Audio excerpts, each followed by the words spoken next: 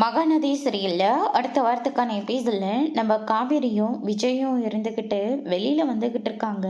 அப்போ காரில் வந்துட்டு இருக்கிற போது நம்மளோட பசுபதியோட பையன் வந்து ஆளுங்களை செட் பண்ணி அந்த காரை வந்து அடித்து தூக்க சொல்கிறாங்க. அவங்களும் விஜயோட காரை வந்து ஃபாலோ பண்ணிக்கிட்டே போகிறாங்க. ஆனால் ரெண்டு பேரும் சிரித்து பேசி வந்துட்டுருக்கிற போது காவேரி அங்கே பாரு அப்படின்ற மாதிரி சொல்கிறாங்க. எதிர்த்தாப்புல ஒரு லாரி வருதுனால அதை அப்படியே அடித்து தூக்கிட்டு போயிடுது.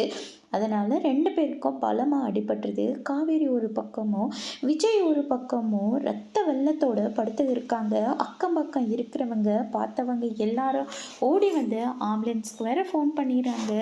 ஐயோ, நிற மாதம் வேற கர்ப்பிணியாக இருக்காளே, கண்ணை வேற முழிக்க மாட்டேன்றா, இங்கே பாருமா கண்ணை முழிச்சு பாருமா அப்படின்ற மாதிரி சொல்லிக்கிட்டு இருக்காங்க. விஜயும் ஒரு பக்கம் எழுப்பிட்டு இருக்காங்க.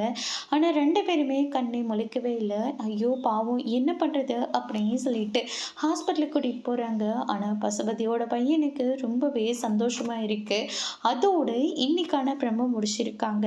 இனி மகாநதி சீரியலில் அடுத்தடுத்து என்னெல்லாம் நடக்க போகுதுன்றதை வெயிட் பண்ணி பார்க்கலாம். தேங்க்யூ.